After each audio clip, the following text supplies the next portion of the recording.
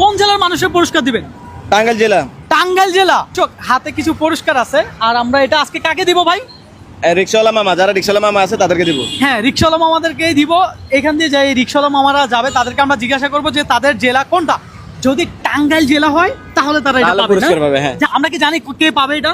না, কার জেলা টাঙ্গাইল আমরা জানি, যে ভাগ্যবান সে পাবে আর কি। আচ্ছা, এই মামা এদিকে আসেন। মামা আপনার কোন জেলা আপনি?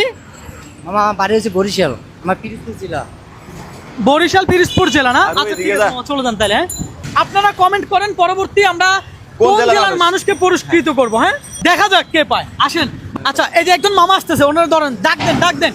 দেখা যাক দর্শক, আমরা জানি না যে উনি কোন জেলার। দেখা যাক। এই মামা দাঁড়ান, এই একটু সাইড করে। মামা এদিকে আসেন তো, আপনি কোন জেলার?